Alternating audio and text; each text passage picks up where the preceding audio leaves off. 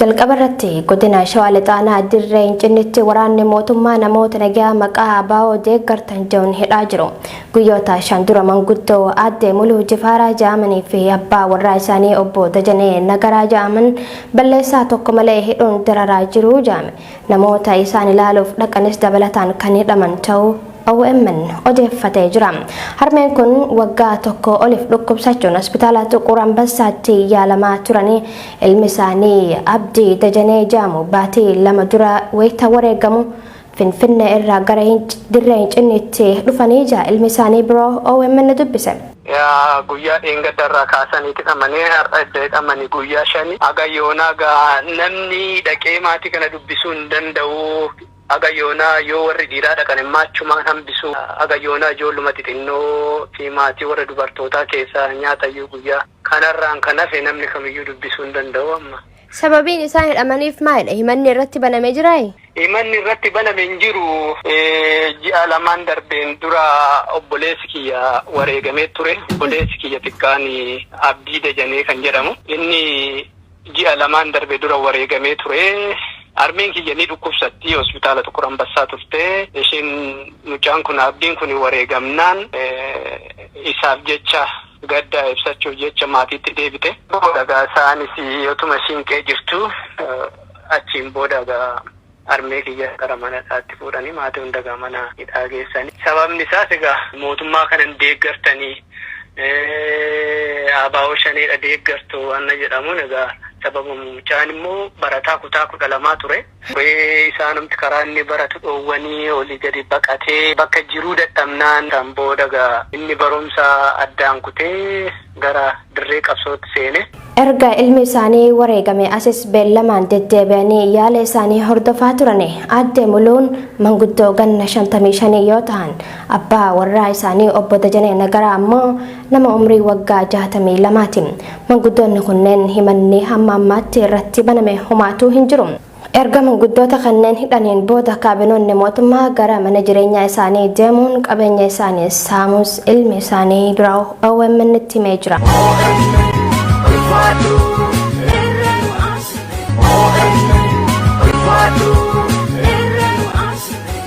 Hawaasa Oromoo Teenesii magaalaa Manfasii fi naannoo isheetti jiraatan maraaf. Hawaasni Oromoo Teenesii koree deeggarsaa uummataa OMN wajjin ta'uudhaan magaalaa Manfasitti adoolessa 18 bara 2021 waaree booda sa'aatii 4 hanga galgala sa'aatii 9tti sagantaa tumsa OMN fi marii hawaasaa qopheessanii kabajaan eegaa jiru. Teessoon Cardova Community Center 1017 Sangaa Road North Tennessee. Sagantaa tumsa OMN fi marii uummataa kanarratti hawaasni Oromoo Mississippi fi Arkansas akkasumas keessummoonni affeeramanii argamu. Odeeffannoo dabalataatiif lakkoofsa bilbilaa kanneen koree qindeessituu sagantichaa quunnamuu ni dandeessu. Kottaa haala yeroo Oromoo fi Oromiyaa irratti waloon haa mari'annu. Miidiyaa uummata bal'aa OMN'if haa tumsinu. Koree qindeessituu sagantichaa Memphis, Tennessee.